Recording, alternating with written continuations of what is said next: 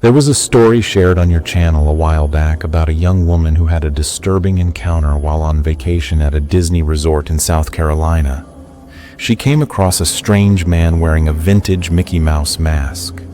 Let me be absolutely clear, my experience has no connection to hers, and I'm not claiming it was the same person, but I did see someone wearing that unsettling mask too, and once you've seen it, you never forget. There are rumors that Disney retired that specific mask because it terrified too many kids. Why it was ever considered kid-friendly is beyond me. But enough background. Here's what really happened. I remember this like it happened yesterday, even though it took place way back in 2004, the year I started first grade. There's something special about your first day of school. Not just for the excitement, but also for the nerves. You're leaving daycare and kindergarten behind. You're officially stepping into the real school system. For some, that's a nightmare in itself. But for me, the classroom was fun. The teacher was nice. Most of the kids were decent. My memories from that day are actually pretty positive. But the bus ride home was a different story. I was the only child from my neighborhood attending that school. Because of that, my stop was last on the route and had been created just for me. My parents, along with the school principal, had carefully explained where I'd be dropped off and told me that one of them would be waiting there. After all, I was only 6 years old. Everything changed when we reached the second to last stop. I was the last kid left on the bus. "Hey, get off!" the driver barked. Her voice was sharp and harsh. I was stunned. My parents weren't there, and the place looked nothing like my neighborhood. I tried to explain, but she cut me off, angrier now. "Get off now, or you'll never ride this bus again." I was terrified. I was shy and quiet, the kind of kid who hated breaking rules. And I knew the school bus was the only way I could get to and from school. If I got banned from it on my first day, I didn't know what would happen. Scared into silence, I got off the bus. And the second it pulled away, I regretted it. I was lost. My parents had made sure I memorized our address, but I didn't navigate by streets. I followed visual landmarks.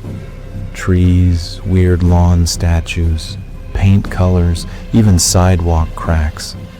I wouldn't learn how to read street signs until I was around 10. Looking around, I felt fear creeping in again. The area was quiet and neat, but I had never seen it before. I was a 6-year-old girl, lost, scared, and alone. Or almost alone. I was walking along the sidewalk, tears starting to form in my eyes when I saw him. Standing in the narrow alley between two homes, completely out of place, was a person wearing dark clothes, an oversized jacket, and a black and white Mickey Mouse mask. Its hollow eyes stared straight at me. I froze. Then I burst into tears and shut my eyes tightly. A few seconds later, I heard voices calling out. 2 boys, twins, who were a couple of years older than me and rode the same bus, had heard me crying. They came back to check on me. I looked toward the alley again, but the man in the mask was gone. "What are you looking at?" one of the boys asked. I saw a man wearing a weird mouse mask, I stammered. "There's no one there now," he said. "Maybe you just imagined it because you were scared." They asked me a few more questions, then came up with a plan. One of them would stay with me, and the other would run home to get their dad. I stood there nervously, glancing again and again toward that alleyway. After a few minutes, a beige car pulled up beside us. The boy who stayed with me smiled as his dad got out and opened the door. His twin was sitting in the back seat, waving at me to get in. I hesitated. My parents had taught me about stranger danger. and I was already shaken from what I had seen. But I also knew I couldn't just stay out here. With a deep breath, I climbed in and told him my address. It turned out I'd only been dropped a couple blocks from home, but I didn't feel safe until I was back, wrapped in my grandfather's arms. My parents were furious when they found out what happened. The school acted quickly, and the driver was fired once they found a replacement. Nobody else had any issues after that. As for what I saw, people chalked it up to imagination. Sometimes I wonder if they were right. Maybe I did imagine it. I was just a little kid. But I can't shake the feeling that there really was someone lurking there.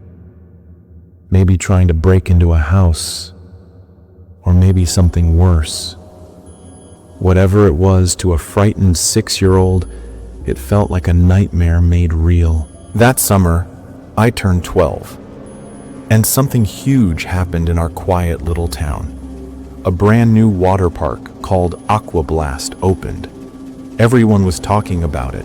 My best friend Alex and I saw flyers advertising wild rides, twisting slides, giant wave pools, and a relaxing lazy river. We begged our parents to let us go. We were angels for weeks, doing chores, behaving, everything. Eventually, they gave in. We got 2-day passes. The day we went, the weather was perfect. Blue skies, warm air, and excitement buzzing all around. We met at the front gate, practically bouncing with energy. The park was massive and packed with people. It was even more exciting than we had imagined. Our first target? The mega plunge. It was huge, almost a straight drop. Just looking at it made my heart race. But Alex wasn't scared at all. He laughed like a madman the whole way up. We got into the raft together and the attendant gave us a push. Down we went. My heart was in my throat. The wind whipped by, the water rushed all around us, and we hit the pool at the bottom hard. It was exhilarating. After that, we tried everything. The wave pool, the lazy river, all of it. Eventually, as the crowd started thinning and the sun began setting, Alex pointed to one more slide, the Aqua Twister. It wasn't tall or fast, it was confusing. The ride took place in a fully enclosed tunnel with tight turns and complete darkness. This one looks sick. Come on, Alex said. I don't know, I hesitated. It looks kinda intense. Don't be a chicken, he teased. I'll be with you. I didn't want to be called a coward, so I agreed. We climbed in and got the quick safety rundown from a bored teen worker, then stepped into the dark tunnel. Immediately, I felt uneasy. You good? Alex asked. Yeah, I guess, I said. Then the floor vanished and we dropped. The tunnel twisted violently. We spun in total blackness. I couldn't tell which way was up. I yelled, but the sound disappeared into the void. I could barely hear Alex's voice. It was warped and distant. Just when I thought I couldn't take any more, we splashed into a pool and gasped for air. That was crazy, Alex said, coughing. Yeah, I feel like I might puke. We sat down to rest on a bench nearby. The air was cooler now. The sky had darkened. I thought we were done for the day. Then, screaming. We turned toward the wave pool. People were panicking, pointing, yelling. We ran to see what was happening. A woman nearby said something was dragging swimmers underwater. Alex and I looked at each other, unsure what to believe. But when we moved toward the water, I felt something grab my leg and pull. Under I went. It was strong, inhumanly strong. I kicked and thrashed, but it was no use. My lungs burned. Then, suddenly, I was free. I broke the surface, gasping. Alex pulled me out and held on to me. What happened? Something pulled me down. It was real. We watched the pool. The water had gone still, Lifeguards blew whistles. The place was shutting down. Everyone rushed to the exits. As we walked away, we barely spoke. Something was wrong with that pool. The next day, the news covered the story. People described being pulled under, talking about whirlpools and unseen forces, but officials said it was just panic. Alex and I knew better. Aqua Blast shut down a few weeks later. They never gave a real reason, but I still have nightmares about what happened there. It was a dull Monday morning when it all started. I worked at a small tech company, regular office cubicles, break room with vending machines, nothing special. Everyone was cool, except one guy, Carl. Carl was weird. He wore the same flannel shirts, messed up hair, same old jeans and boots every day. He was brilliant at coding, but had zero social skills. His comments during lunch were always bizarre and off-putting. That day, while I was eating at my desk, he leaned over with wide eyes. "Jake, did you know the soul leaves the body for 7 minutes after death?" I nervously laughed. No, I didn't." Then he launched into a rant about spirits in the afterlife. I finished my lunch quickly and left. Over the next few days, his behavior grew even stranger. He mumbled to himself, stared into space. One Friday, most of the office had gone home when I felt someone behind me. It was Carl. "Do you believe in ghosts, Jake?" "Not really," I replied. "I do. They talk to me sometimes." The lights flickered overhead. I brushed it off, told him I had work to finish. He walked away, but the feeling of dread stayed. That Monday I got in early. It was quiet except for a faint voice coming from the break room. I crept closer.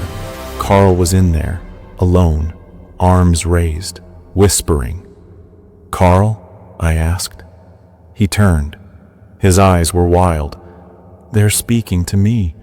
I need to listen." Then the lights flickered again. A loud crash echoed down the hall. "They're angry," he whispered. "Don't ignore them." I ran. Police searched the office. Carl had disappeared. Days passed. No sign of him. That Friday night, I came back alone. Something told me Carl was still there. The lights flickered as I entered. I called his name. Nothing. Then I heard it. "Help us." A whisper from the supply closet. I opened it slowly and found Carl inside, huddled in a corner. "They're trapped. I can help them," he muttered. "Carl, we need to leave," I said. Suddenly the lights went out. A freezing gust swept in. Then a voice boomed. "Do not interfere." I pulled Carl to his feet and ran. Shadows swirled behind us. We burst into the parking lot, panting. What the hell was that? I don't know, but it's not over. Even now. I wonder what I witnessed that night. And I've learned, curiosity might open doors you can never close again. There's always